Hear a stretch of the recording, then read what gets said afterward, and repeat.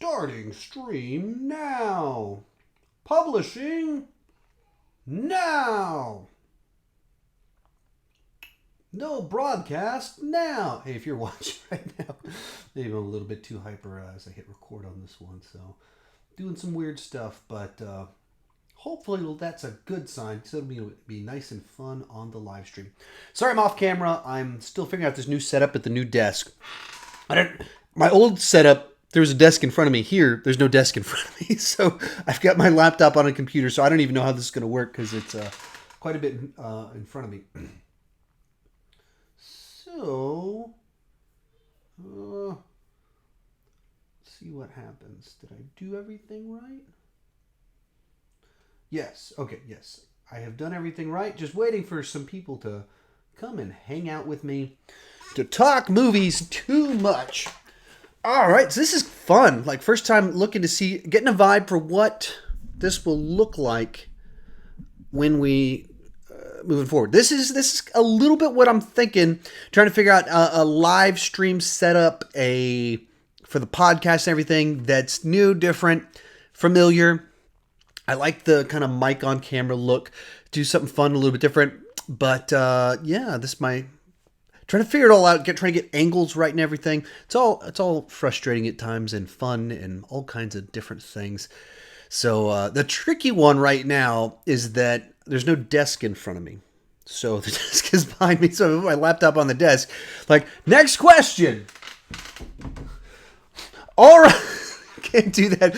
So I have the laptop is on a chair in front of me, in which case to read your questions, I have to do this. Since I can't actually I can zoom in a little bit. All right, that might work a little bit. Let's start working through your questions as best I can. Matt G, good afternoon. Good afternoon to you too, Matt G. Rich reviews, nice set. Thank you so much. Enjoyed the way it turned out. The one thing that is the frustration trying to figure out exactly how it works out is with the different shelves up there I don't have the symmetry that I like. I like my symmetry to like work out perfectly, and I haven't figured out the angle to get the symmetry for this angle and everything right. Rich reviews, thoughts on The Irishman being 3.5 hours long. It's a Martin Scorsese film, so a Martin Scorsese film being 3.5 hours long is not really news. It's like, yeah, that's about right.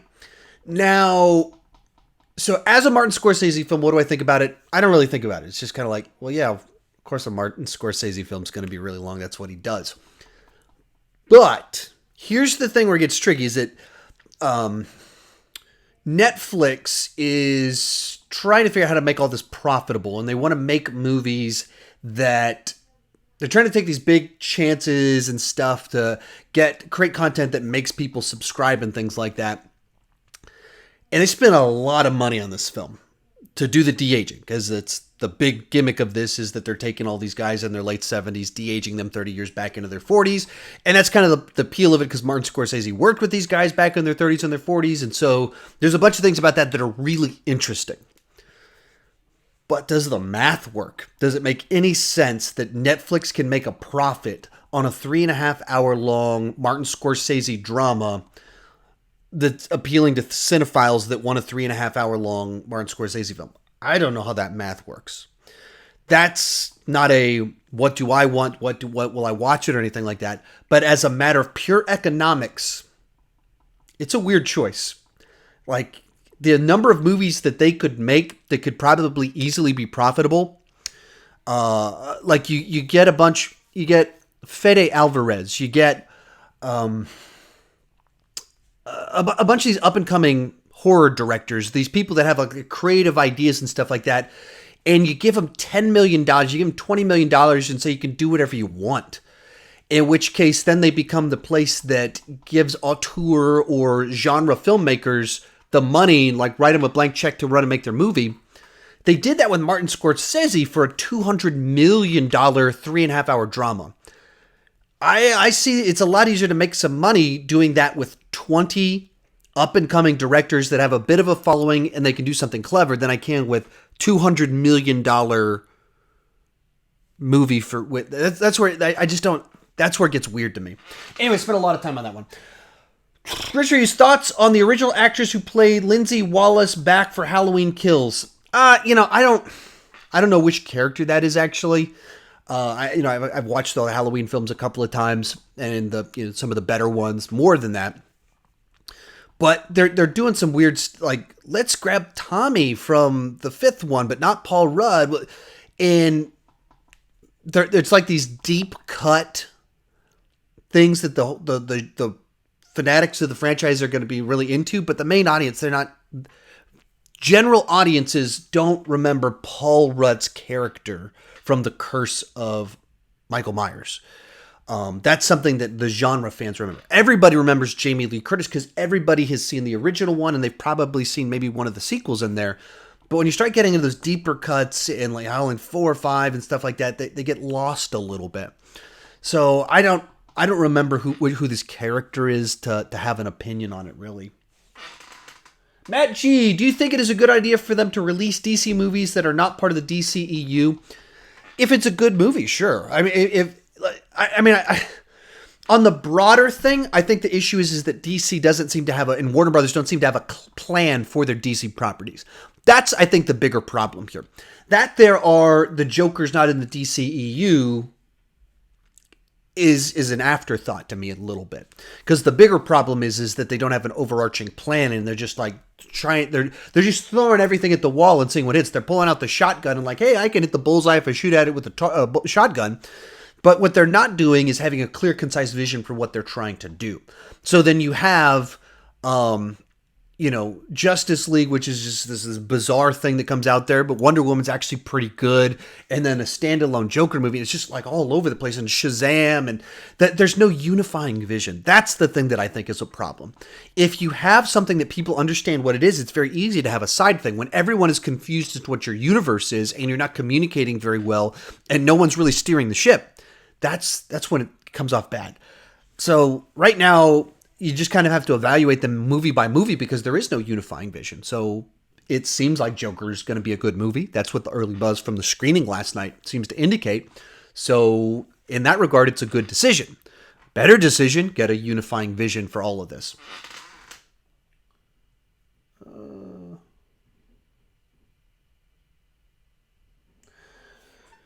Rich Reviews, is it confirmed about who is succeeding Daniel Craig?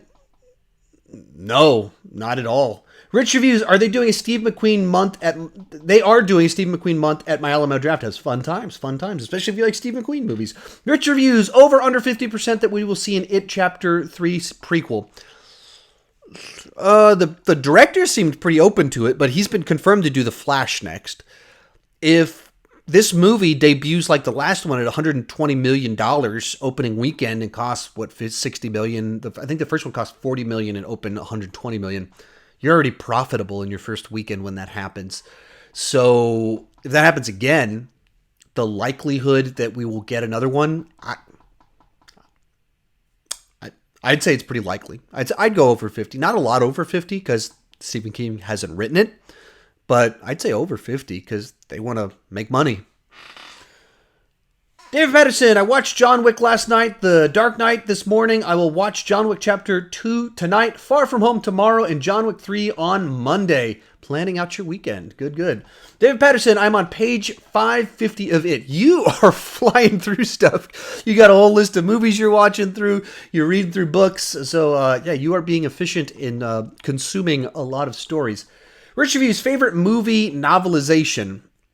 So taking a movie, novelizing. I don't think that I've read enough novelizations of movies to have a favorite.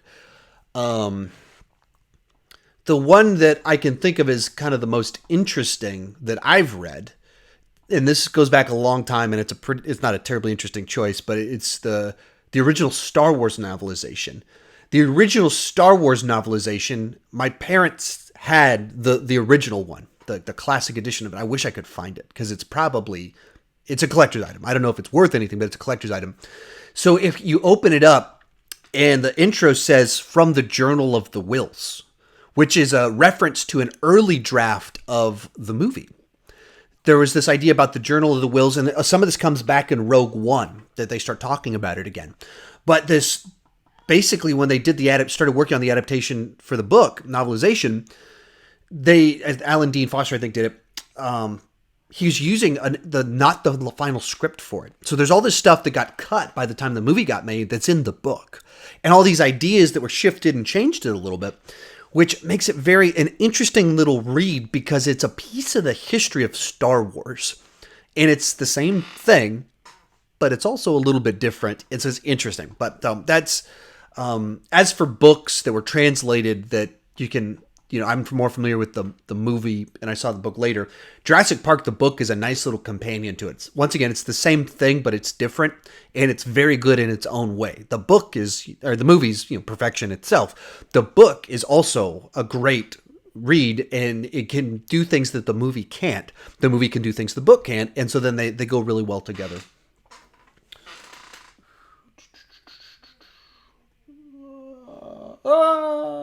Oh, where'd I lose it?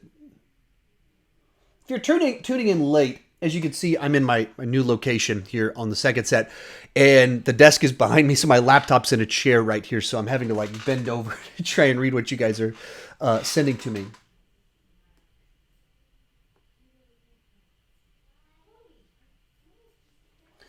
All right, Jackson, my first live stream in weeks, finally able to be back.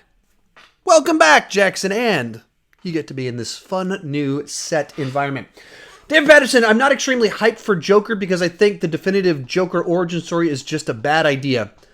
I don't know if you would even call it the definitive Joker origin story. It's just, I would just take it as a movie. If you take it as the definitive origin story for the Joker, then you'll be frustrated because it's not that. That's not... The Joker isn't a character that has the definitive origin story. That's kind of the appeal, is that his origin story is very much like what it is in The Dark Knight, which is it's a bunch of different stories. You're like, which one is it? What is this? That's the allure of the character in general. So if you just take this as a movie and just watch it as that, I think that's the best way to interpret anything else. If you try how does this tie in with other movies? You'll be frustrated. You'll be annoyed. Just take it as a character study. Take it as an interpretation and a character study. That's what I'm doing. Rich Reed's my biggest disappointing film this year. So I've talked about this already in a couple videos. I did halfway through the year, best, worst, surprises, disappointments. So I've talked about this about a month or two ago. I guess it was 2 months ago now. We are flying through this year, but probably Us is my biggest disappointment. A lot of people loved it, and a lot of people didn't, and I'm in the didn't love it. It's a movie that has a lot of skill to it, and I think the actual story itself just does not hold together. The direction, very good, but at the times I'd almost say pretentious in some of this what he does with it. There's symbolism, there's a bunch of allusions to things. All that's really cool. When it's a home invasion thriller, I think it really worked. And then when it tries to tie it all together and give answers, I don't think that stuff works. And I don't think the social commentary side to it works at all. Especially reading the more I read about kind of his take of what he's trying to do, I was like, I don't see how this story makes any comments on what you're trying to say comments on it, because that's not... I just don't see it. And I've tried to read the interviews and other people explain it to me, and I just don't see it. So it's a movie that comes off to me like a really cool home invasion film that's got some nice laughs and some good thrills inside of it. But the movie wants to be more than that. It wants to be this commentary and have this bigger mythology. And the bigger mythology doesn't work. The answers in the end don't work. And the commentary didn't work. And because it's trying to be more than it is, that's when I call something pretentious. And so it felt pretentious to me. So that one was a huge disappointment, especially after Get Out, that I thought balanced the thrills, comedy, social commentary, just being a good movie really well. I thought Get Out was a very good version of the movie it was trying to be. I thought Us was not a very good version of the movie it was trying to be. Not awful film, just not my biggest disappointment. Biggest gap between what I expected and what I got, that's the one. Jackson, if Joker is a really good movie, which Batman villain would you like to see have their own standalone origin film next? I don't think it exactly translates well of, what they're doing is just such a standalone, distinct thing. Not just standalone in the film itself that it's telling a Joker story. Standalone is in, you can't just, even if it works, it's not something you can necessarily do for every other character. But, I think Catwoman is a character that does lend herself to a good movie. Like, anyone that goes, oh, they already did a Catwoman movie, it's terrible, what are you talking about? They didn't do a Catwoman movie. Like, if you've seen that movie, it's not a Catwoman movie. Sure, her name isn't Selena Kyle. It doesn't have ties to anything. It's literally, if you take the basic idea of someone kind of dressing like a cat, that's it. It's not Catwoman. It's not anything from the comics about Selena Kyle. Like, this is, Egyptian gods resurrect this other person to battle a makeup company. That's the plot of the movie. So I think there's tons of room for a good Catwoman movie because she's a character that's not all evil. She's a cat burglar. And so you can tell the story of how she becomes the cat burglar and have, this anti-hero side to it of, she's robbing people and realizes someone else is worse. And so then she has to do the right thing. Like, it's easy to see what you could do with that. So that's the one that comes to mind. Rich Reviews, I've read the Alien novelization. Cool. Rich Reviews, I did a review of Jacob's Ladder remake. Don't watch it. It betrays everything about the original. Yeah, it wasn't really on my radar. Like, the fact that it didn't get released in theaters kind of made me go, well, this probably isn't worth watching. Jackson, I'm writing a fan-made hour-long The Office reunion episode that I'm recording with 35 plus different... Oh, this jumped on me. I was in the middle of reading it, and then it jumped on me. Got lots of questions, and I'll play catch-up real quick. With 35 different people, we will be doing an audio reading of it in different characters. Fun! I've done a ton of stuff like that with my friends and different things, scripts we've written in. It's always fun to do things like that. David Patterson, are you going to see 21 Bridges? I plan to. Sometimes it's not like a 100% certain type movie where, like It was 100% certain, Joker's certain I'm going to watch it. It's not like 100%, but it's like 80% certain that I'll watch it. It's a action crime thriller. That's right up my alley. The Russos are involved, Chadwick. All that sounds good. I've dug the trailers, but I've seen the trailer a few too many times, and so it's like, okay, I just want to see the movie now. So I plan to see it. I believe it comes out right around Thanksgiving now, so I'm pretty sure I'll be there for it.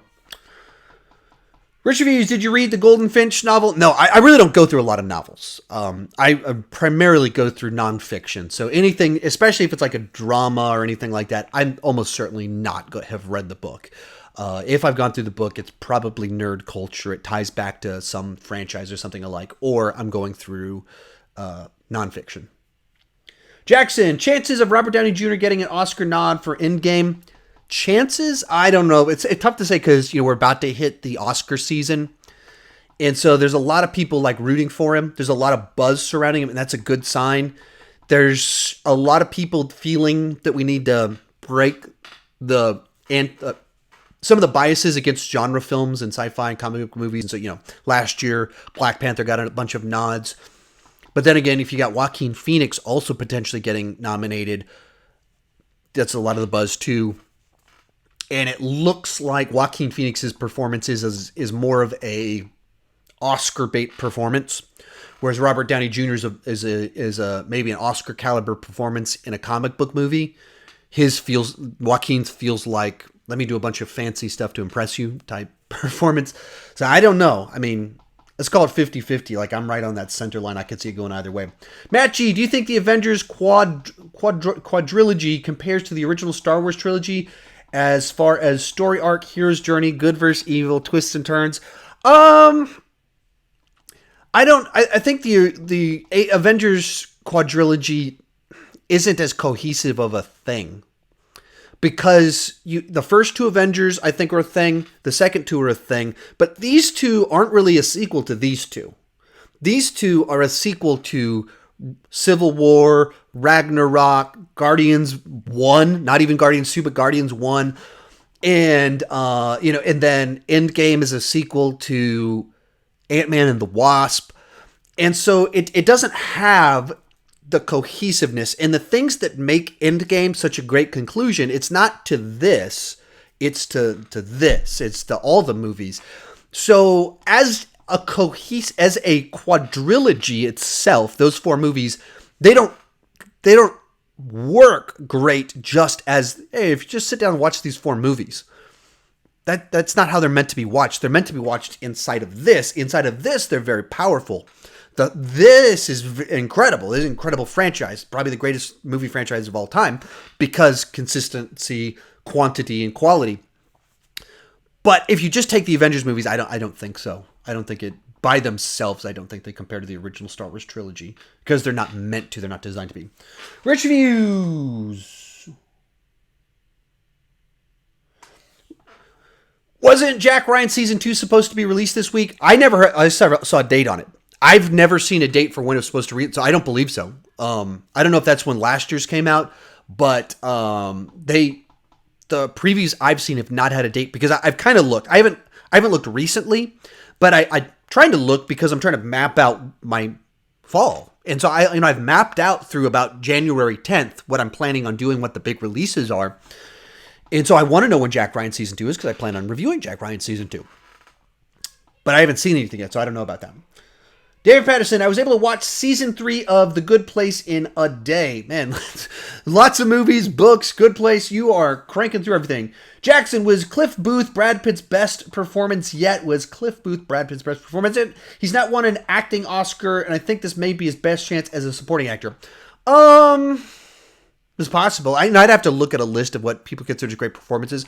I've never actually been on the Brad Pitt's Oscar caliber actor train. I don't know that he is that. Traditionally speaking, like there's actors that just consistently are fantastic. I think a lot of Brad Pitt's performances aren't like a lot of times he does kind of these voices and stuff where he's talking gruff, and it's not convincing to me. Even in Inglourious Bastards, I like the movie. I don't have a problem necessarily with him in the film, but the voice always seems off to me.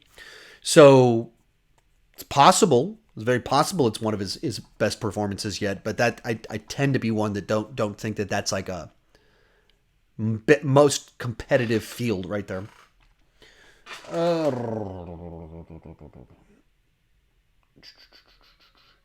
Rich Reviews, saw the new Terminator Dark Fate trailer. Still not excited. Only Zombieland Double Tap has an insurmountable mountain to climb for me to like the film. So I saw Terminator Dark Fate's trailer, and it dropped at nighttime. Otherwise, I would have done a trailer reaction. If it had dropped at a point in time where when it dropped, could do a video for it, I would have. But then it dropped at 11 o'clock at night when I was going to bed or something like that. So I didn't do it. I'm on board just because it's Terminator, so I've always got hope that I'm always looking for it to be good and hopeful. But the trailer that they gave us, along with the last one, I just keep seeing these are plot points from Terminator 3 and plot points from Terminator Genesis. The action looks cool. The plot looks like what we've seen before. It just like, let's change it up a little bit. We got Sarah back in the mix. And then we've got a different version of Arnold, but the idea of, enhanced human, that's Genesis. The idea of Judgment Day being postponed but not being eliminated, that's Terminator 3. We're back on the road trying to save one with someone, or trying to save someone that's like her. Okay, that's kind of like the first one, kind of like the second one. So the trailers aren't selling me on the fact that they've come up with something that doesn't just feel like a retread of Terminator 1 and 2. And in being a retread of 1 and 2, also a retread of 3 and Genesis. So I'm there opening night. I'm very excited. I'm going to review all the movies leading up to it. A lot of people were more won over by this trailer, whereas for me, I was like, it bummed me out a little bit. Because I want to see that thing that makes me go, oh, I get what you think is new inside this. I don't see what they see as new inside of this yet. Jackson, what's one major historical event that you aren't aware of there being any movies about that you would like to see a movie about? Who would you choose to direct it? I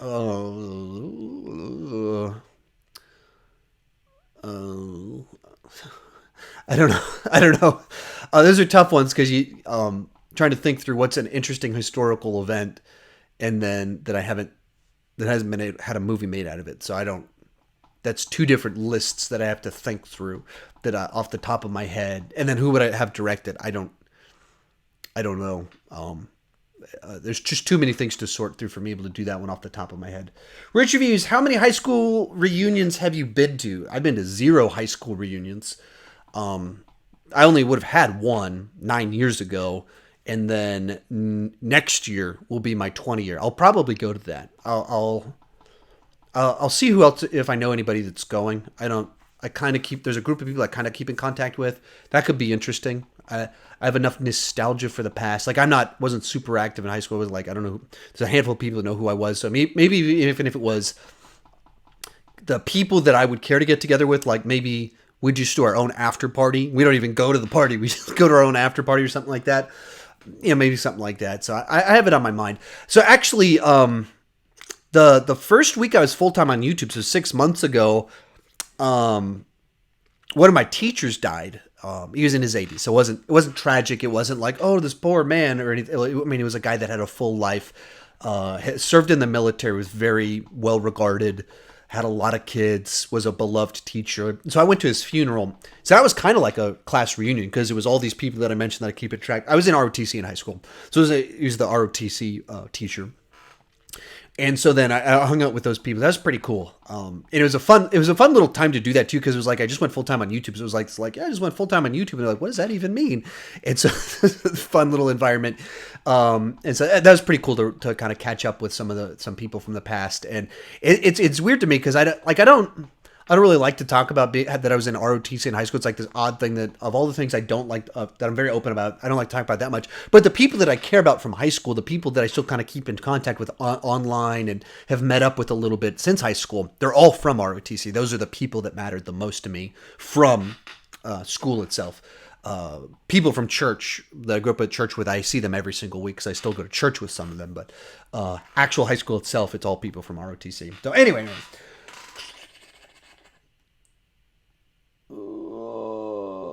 Rich Reviews, thoughts on Disney Plus doing a Home Alone reboot? I kind of hate it. Home Alone, if you're going to reboot it, it just needs to be a big budget film. I think, or not big budget. That's the wrong way to phrase it. It needs to be a premium film.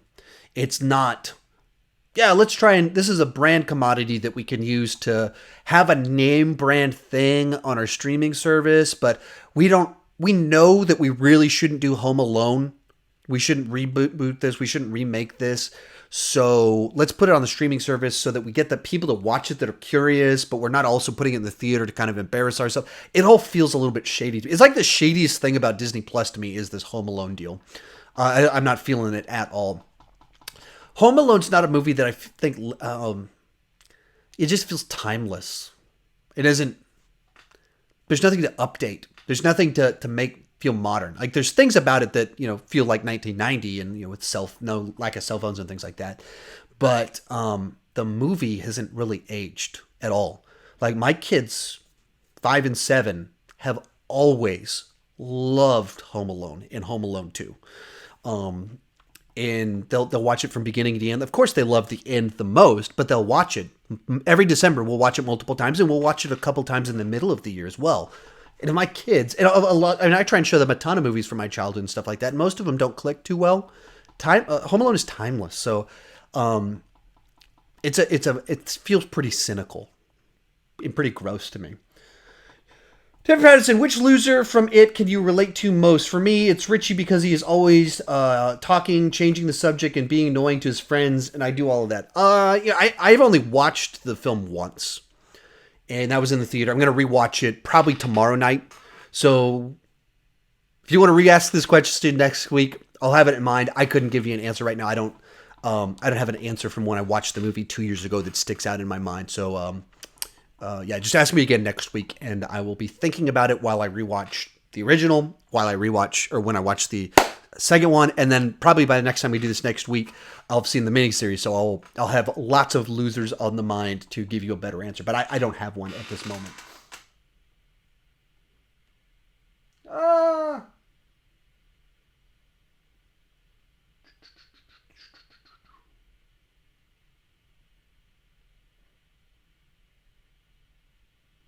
Sorry, everybody. Just trying to get my questions. Okay. I think I'm at the end of this one. Rich Reviews. Have you seen the... what just happened there? Apparently there's a... Doesn't like the way we do this. I got so many questions. Rich Reviews, have you seen the series Castle Rock? No, I've seen nothing from that. Rich Reviews, what is the worst Stephen King adaptation? I don't know. There's like literally like 60 of them. There's an enormous number, so I haven't seen the vast majority of them. The horrible ones I would intentionally not see. And so whatever answer I would give you, like Maximum Overdrive or whatever, it's not the worst. It would just be the worst one that I've seen. And there's ones that are far worse, and ones that are like there's like some of them are just embarrassing. So I have no idea because there's just too many of them. Jackson, I'm fine with a Catwoman movie as long as they have another basketball scene. No, Jackson. Matchy, thoughts on the fact that The Simpsons, Family Guy, and South Park have been on the air for a combined 5,000 years. It's interesting. It's interesting that kind of these shows that are animated and have some bite to them are some of the longest running shows on television, longest running scripted shows. I think Simpsons have they won, or they are the one that has the longest running scripted show of all time, maybe by now. Family Guy's been on forever, South Park's been on forever, and they're all shows that kind of have a biting satire to them, an edgy sense of humor. That's interesting to me. That's what seems to be timeless of sorts. Rich Reviews, would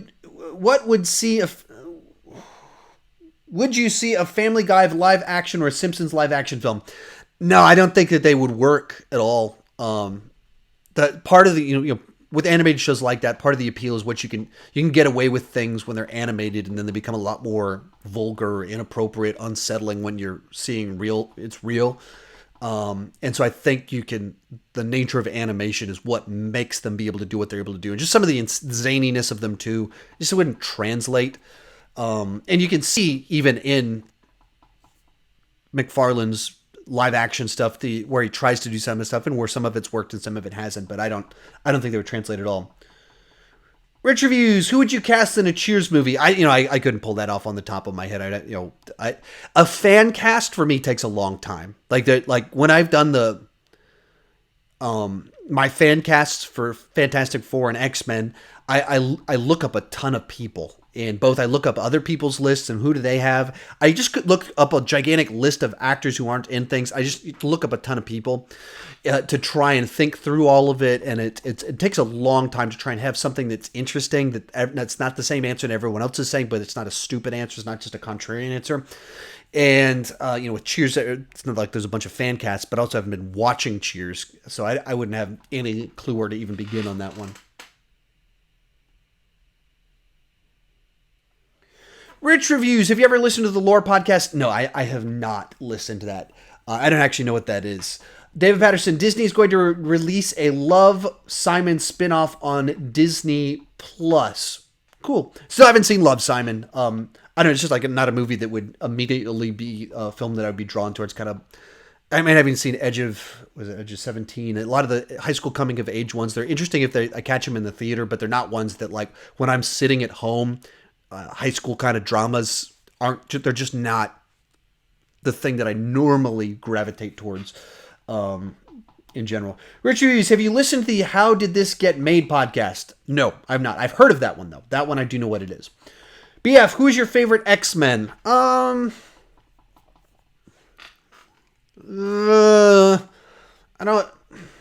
don't want to go with too safe an answer, but Wolverine is the anti-hero. I think there's just a lot of meat inside of that for a character that I think stands alone a little bit better. So it's obvious, it's the safe, it's the most popular answer.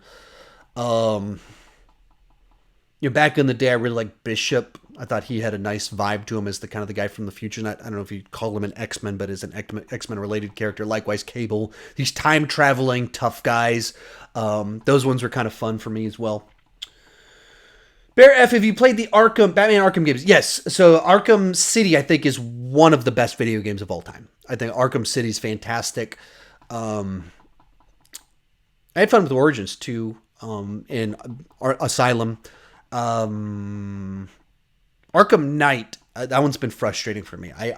That's the one I picked up most recently, obviously because it was the last one to come out, but I picked it up sometime in the last year, and all the Batmobile stuff and some of the mechanics of it, I just thought was the wrong direction. They're trying to do something new, and I just think they picked the wrong direction to go with it. But I think the wise thing to do another Arkham game is not even make it necessarily Arkham, but use the same game engine, follow suit of the Spider-Man game, and you just have normal Gotham. You don't have it be prison Gotham or anything like that, but you do normal. I think that's the way to go. So you feel like you're living in Gotham. Tony says, "Hey Sean, been a patron for a while. Psyched to be here. Just started watching Breaking Bad. Do you have a season ranking?" No, I don't have a season ranking. I'm rewatching it now. So I started rewatching it. I don't know, 3 days ago. I'm through season 1, first episode of season 2. Going to rewatch all of it and then rank them the week that the movie comes out. So maybe the day it comes out, but that week my ranking will come out. I don't have I couldn't even give you a demo. Like, here's what I'm thinking. In general, I thought that I remember being frustrated with elements of season 2, and I really liked the Chicken Man plot line from 3 and 4. And then I thought the 5th season felt like it dragged for me, but then again, that could have been the way I watched it, but it ended great. That's my impression. I didn't binge through the whole thing. The seasons I was able to binge through, 3 and 4, that's where I had the most positive vibe. So I'm rewatching it. I could be totally wrong in my interpretation of all of that. In talking to people, most people have said, "Oh, it got better as it went along." I remember like going into season 5 and being like, "Okay, like I feel like this is stretched out a little bit." But then again, that could be that it was the season that I was watching week to week, whereas I'd binged everything before. So those are some impressions, but not good impressions. Tony, and I know Good Boys isn't your brand, but it's totally my brand. I've seen it twice, and I cried at the end. LMFAO, highly recommended. I mean, I'll probably rent it. It's not like I normally will laugh at movies like that. It's not that I don't find them funny. Like Blockers last year, I thought was really funny. But then when I went, I saw it at a press screening, so it was even like I saw it early. And at the time, I didn't see everything early. And I went home to like put together my review of Blockers. And a lot of it, I just started writing kind of my take on the morality of the film. And the things I didn't like about it is I didn't like the messaging and that it was a preachy film. And I didn't want to have my review be about the morality of a film, because that's the people that the target audience is for, that they don't care about that. And so then that's not what I wanted to do. And that kind of ties in once again with Good Boys, a movie that is intentionally trying to, part of the gimmick is like, hey, look at these little boys saying these inappropriate things and doing these inappropriate things in this sex drug comedy with tweens. I'm going to be talking about the morality of it. I just don't want to do that. And I don't think the people that enjoyed the movie don't want me to do that either. Like, that's not like the part of the appeal of my channel for the most part is that I get excited about film. So even if I don't like something, I can talk about the positive. And that's just not what it would be if I was talking about that genre.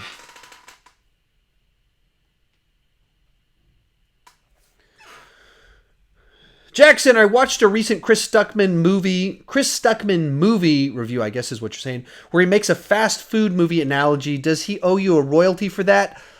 He probably does, but then again, I would owe him a huge royalty for my set, so I don't want to get in my infringement was greater than his infringement, so I think I'm going to let that one slide a little bit. Rich Reviews, are you planning on watching the Dark Crystal TV series? No, I haven't seen the original, so it's just not on my radar, and there's just too many other things I'm trying to watch and everything right now. So Dark Crystal, I'm not even going to worry about this.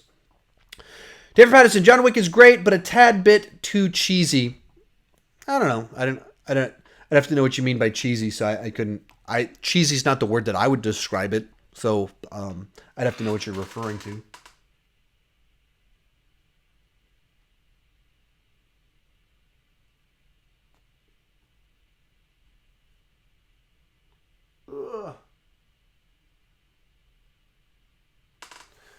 Matt G, when you were a kid, did you ever watch UHF channels or public access on cable? I always remember there being bizarre and strange local programming. I mean, I had a couple interactions with local programming. It wasn't like we didn't have like UHF channels or anything when I was growing up, but there was the local public access channel or something like that. It was like channel 15 is what it was. And I mean, it was like is the equivalent of what like a YouTube channel with live streams would be, is kind of what it was back in the day, except on this weird TV channel. And so there's a couple of times like my buddies and I would call in at like 4 a.m. for this live show and harass the guy. It's kind of bad. And the guy would like make crass jokes to us as part of it. It's funny just because we're like the first time we'd ever like, obviously now you kind of have these interactions with the personalities, but that didn't really exist back in the day. There's no equivalent of YouTube live streams. So the closest thing would be these. And so we'd call in and you'd actually interact with us. And so that was my equivalent of that. So I had a little bit of stories like this.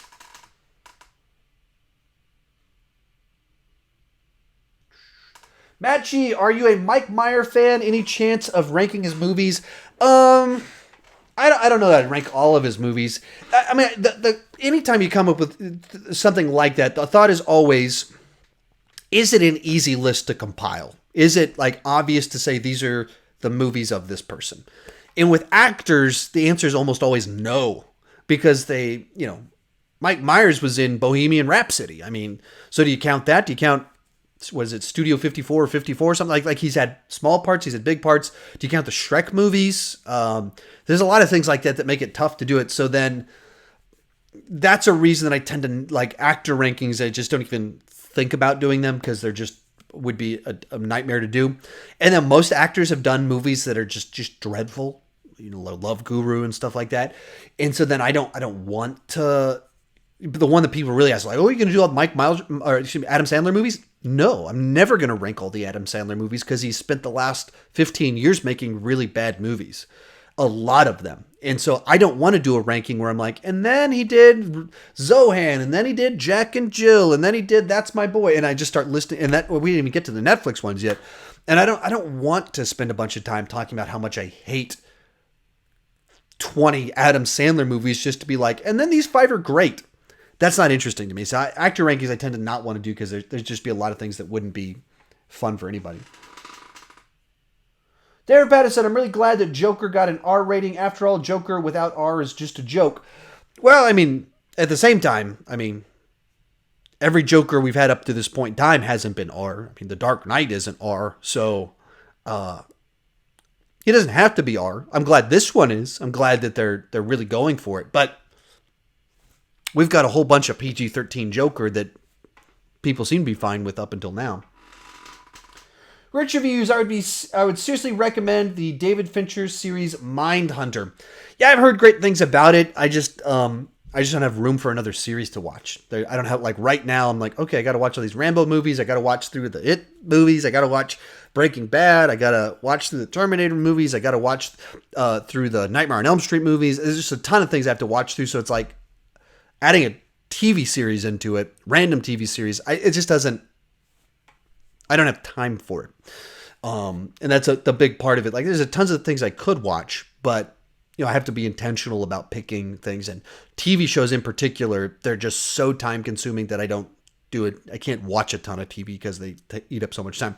People all the time are like, hey, you should rank this series. Like, well, if you want me to rank all 10 seasons of Friends, what's all the content you want me to stop making for the next 2 months while I rewatch 10 seasons of Friends?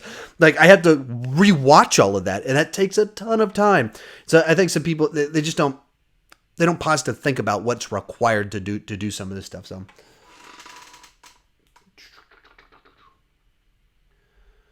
Matt G, do you think Robert Downey Jr.'s career pre-2008 is now almost getting overlooked? What's your thoughts on his 80s and 90s run? Well, I mean, of course it's overlooked because there's 10 years before Iron Man that there just wasn't a lot in there to even note. In which case, then you're talking about going back 20 years, and then even the late 90s, he wasn't doing this great stuff. It was kind of he was really interesting in the late 80s, early 90s. So you start going back, Chaplin was 25 years ago. So, of course it's overlooked because it's a 25-year-old movie that there's not overlap between what he's known for now and that. It's just so different. It's not the same genre. It's not anything the same. It's totally different. So it's like, oh, if you love Iron Man, go watch Chaplin. No, they're not the same thing. So naturally it's going to be overlooked. But what do I think about it? I haven't even seen a lot of it. the U.S. Marshals is the one that I have the most familiarity with, and then I think it was like Heart and Soul, and there's a couple things in there that I saw, but he wasn't like he was this well-respected actor that didn't have a bunch of big things that he did, and that's kind of what his reputation was the guy that, oh, this guy should be better than he is, and oh man, why is he wasting himself away? That's kind of the vibe that was always the impression that I had about him until Iron Man happened. It was like, oh, this is the guy that we've been waiting for.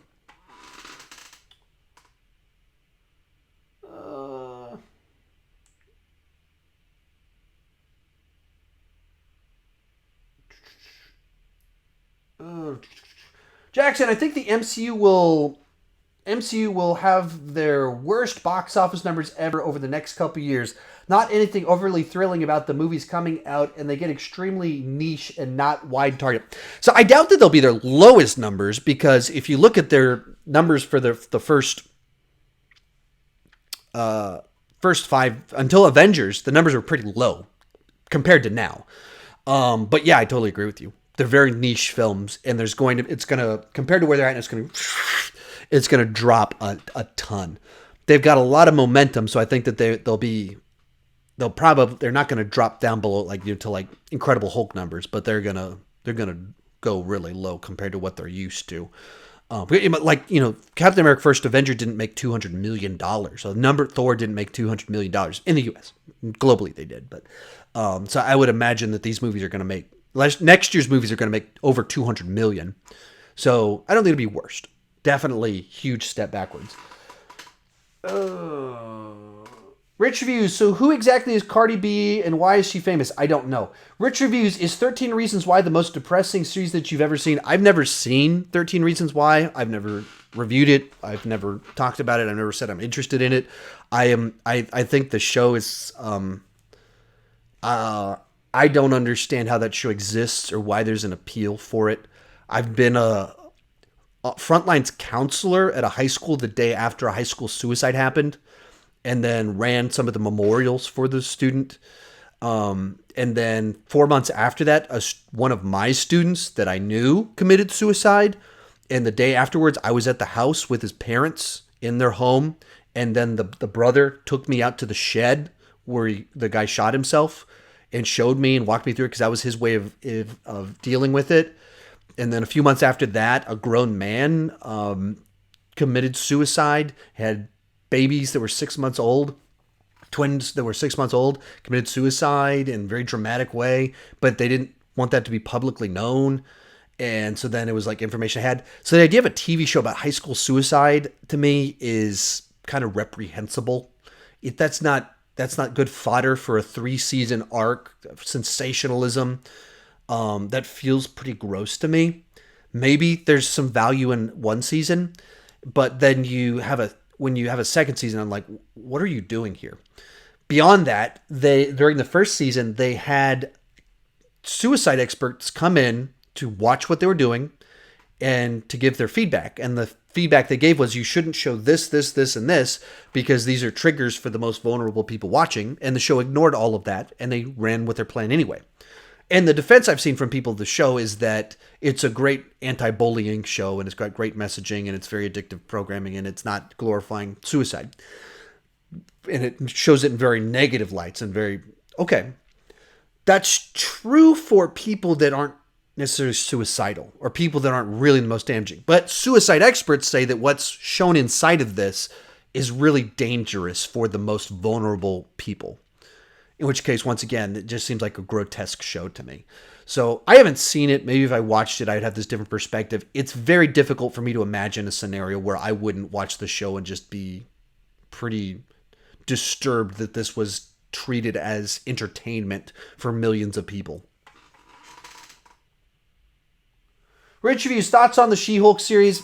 I don't have any thoughts on it since I don't have casting. I don't know anything about it. So I don't know how you do the Hulk on a TV show with CGI, but they seem to have a plan. Rich Reviews, what are the future of big multiplexes? I don't think they're going anywhere. I mean, I think for now they seem to be good. I don't know 20 years from now where that'll be at, but I mean, megaplexes are the future of cinemas. They're the ones around here all being converted into like recliners and seat reserved seats and things like that. So they're adjusting. They're trying to make for a better experience, but there's something about the community experience of watching movies that I don't think is going anywhere. Rich Reviews, how long does it take you to get to press screenings? Most of them are at right these days. Most of them are at the Regal Theater. That's about, if I take the toll road, it's about 20 minutes away. Not bad at all. 20-25 minutes, about around something like that. It's not. Some of them are at the Alamo Drafthouse, South Lamar. That's normally like a 35-minute drive, and if I hit the traffic wrong, it's worse. So that one can be pretty bad. But and some of them are down on Slaughter Lane, which is like 45 minutes. But most of them are about 20 minutes away. I watch The Dark Knight around once every 27 days. I won't stop. That is dedication. Jackson, what would be the most torturous movie to watch on a 24-hour loop? I would imagine Human Centipede. That trilogy. Watch those on loop, and you'll never be the same ever again. Never seen any of them, but there's a reason for that.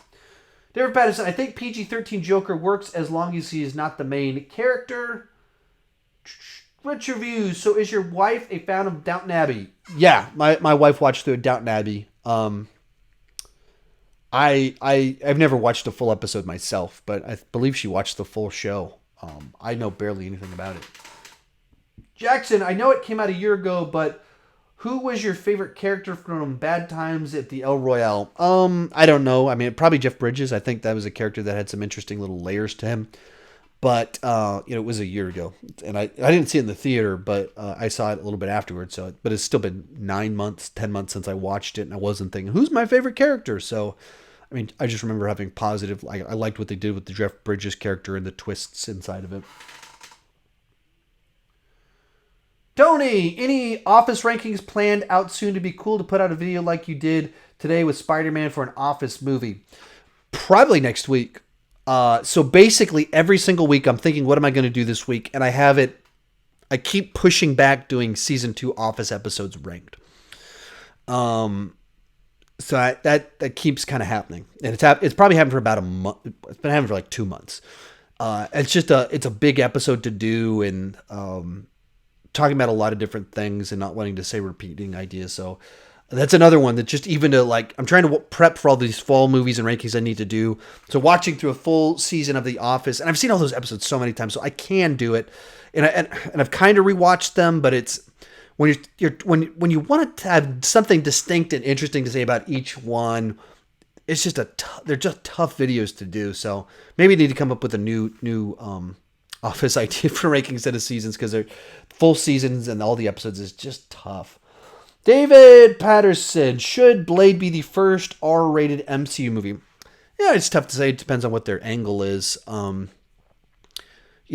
the vampire stuff and all the blood and everything, it's tough to imagine it not being R. But at the same time, I don't think it has to be. There's ways to do some of that stuff that's not R. I mean, I was watching the 90s Spider-Man cartoon yesterday with Morbius, vampire character, and it's a Saturday morning children's cartoon with a vampire running around, and Punisher is in one of them, and then the Blade's in the next episode. Like, Blade is actually in this 1994 Spider-Man cartoon, and the Punisher's in there too, with battling a vampire. So you can do it. So I don't know. I have to see the angle. It feels like you're neutering the character a little bit if you make him PG-13, but if you got a good angle. Matchy, you think by 2030 the MCU will be done just because they finally run its course, or some other genre takes over or the reboot it in 2060? It's tough to say. I mean, people have been talking about the superhero fatigue or the genre running its course for a long time. And it doesn't seem to be happening. The genre seems to be doing just fine. But it's really tough to say without knowing how phase 4 and 5 are going to play out. It's tough to know. I think the thing that they run into right now is that if you burn through all of the biggest, most obvious plot lines, and you don't have Captain America, you don't have Iron Man, you lose Spider-Man. You're like, yeah, but we were able to make Guardians interesting. Eventually you just start straining credibility, or you just try and turn everything into these big blockbusters, and you lose it a little bit. Phase 4 is very much an experimental phase to see, like, how are they going to do this? How's this all going to move forward? Because you just look at all the stuff they have announced, and it's like, oh, there's so much Marvel coming in the next few years, but none of it feels like A-list Marvel. None of it. Like, we have the next 2 years feel like all experiments. Even what they're doing with Thor, it's like, oh, we're going to do Thor, but we're going to do a weird spin on it. And so much Marvel in 20 and 2021, but all of it feels weird.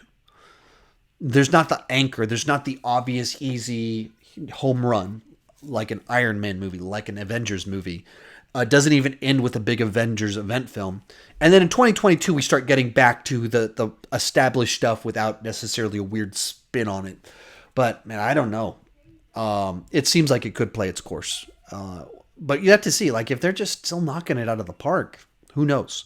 And maybe that's what we need the next 2 years, is to be kind of this weird palate cleanser where they're taking experiments and they, giving Natalie Portman the hammer. And so we're like, okay, we did our weird stuff and we saw all these TV shows, and then we come back 2 years from now, Black Panther and Guardians, and you just do classic versions. You get back to what we love that feels familiar again. And so you have that revived interest in them after. Not that we lost interest, but then again, you think a lot of us got burned out on the Arrowverse shows because they just put so many of them out there, and there was just so much of it that it just kind of got like, okay, I don't need this anymore. We jump forward 2 years, and with all these kind of niche movies, and niche shows, maybe that's what's going to happen. Matchy, comic book movies in general, westerns that were huge in the 50s had to be and had to fall in public interest. I think some of it's a bit tricky to compare to westerns, because some of what made westerns really good material for movies is that you could do an adventure action movie without needing special effects. That's what they were what you could do at the time. And you could crank out a lot of them and tell these different stories. And then you move into the 70s and Star Wars comes around, and suddenly special effects get better and they become more affordable, and the blockbuster's invented, and then the Western just feels real quaint. It feels old-fashioned, not just because of this time period of the stories, but they just they're not as exciting as all these explosions and spaceships and everything. And so the genre just didn't seem like it doesn't have that feel to it anymore. And then you jump forward, now they do westerns. Now when they try and do a western, normally it's a throwback western that tries to have the pacing of traditional westerns. There are examples of it, but you don't have a bunch of westerns that have modern day blockbuster pacing, that just have this real fast paced scene to scene of action, joke to joke. You don't have a lot of that. I mean, they did a little bit in Antoine Fuqua's Magnificent Seven, but I think that's a little bit where that disappeared, and we don't see what that next genre is. It doesn't seem like there's that. How do you top the comic book genre? And it's been kicking strong since X-Men, and it's only been getting bigger and more exciting and more mainstream. So I don't know. I mean, the genre seems like it seems like a very strong genre to me. I think Phase 4 of the MCU is the test. Because do people want to see a Black Widow movie and a weird Eternals movie and Shang-Chi, and it's a lot of experiments, so we'll see. Matchy, ever watch a Hallmark or Lifetime movies all have the exact same plot? No, I actually haven't. I may have watched one at some point, but no. But I watch action movies that all have the same plot. That's fine by me. I tend to be the guy that gives a lot of these, a lot of people were real negative on Angel Has Fallen and London Has Fallen, but to me, they provide the experience that I want from the genre. And that's what people that like Hallmark movies, that like Lifetime movies, they like that genre, and those movies provide that experience. And so that you have to, they're movies made for a very specific audience. Action movies are made for a very specific audience, and a lot of people watch them and go, oh, more of this stuff. We've seen it before. But it's probably not for you then. Same with Lifetime movies. David Patterson, Keanu Reeves as the Silver Surfer would be great. Maybe, possibly. I don't hate the idea. I don't. Keanu Reeves has such a distinct personality. It's tough for me to see him as an established character because I see Keanu Reeves so much. So I'd have to see him as a Keanu Reeves character, not an established one. Rich reviews. Are you still reading the same book as last week? Yeah, I'm not flying through books as like I was before because I was finishing my office. That's kind of like the month of August. I was trying to both get this wall painted, shelves hung, while creating videos. And if you watched my vlog on the making of this, I mean, this room was trashed for about 2 weeks. And the only space that wasn't trashed was the corner where I shoot the other videos. So there's just a lot of stuff that's been going on. So I just haven't had the time to pause and listen to audiobooks or read anything because I've just been working behind the scenes. But now it's done. I'm shooting videos in the new space. The office is actually the cleanest it's ever been, the most decluttered it's ever been. So I'm enjoying being in the space more than I have been in a while. But then it's tricky because then it's, the slow time of year. So I'm trying to be a little bit more clever in the videos and diversifying, and all kinds of stuff's kind of happening. So it's busy. I thought that things were going to slow down as soon as school kicked back up in the summer, and no. Now that my job, this is how I make my money, it's really hard to slow down. I was supposed to take time off this week. I planned to take the week off and put out less videos. And then I'll take just a couple days off.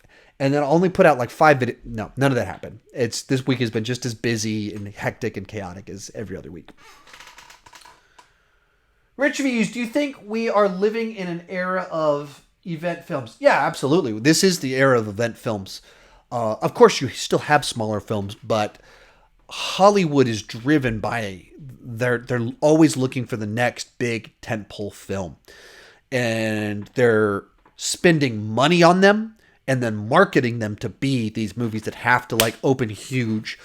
And I think that's a bit of a problem because it's putting all your eggs in one basket.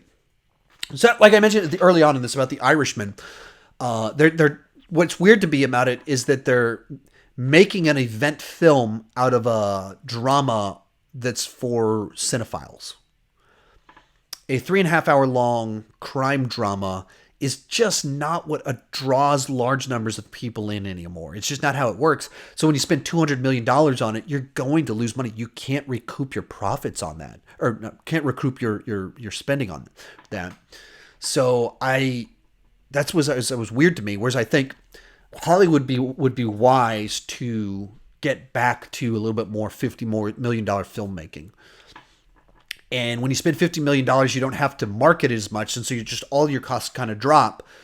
That's where I think Blumhouse has a good model because they're making movies for under $30 million that have a clever hook inside of them. That you don't need to get a big star in it. You don't need big effects. The movie has some hook to it. What if you have a slasher movie that's also a time loop movie? You could pitch it like that, Happy Death Day. And so it's a little bit interesting. Give it like a quirky, fun vibe.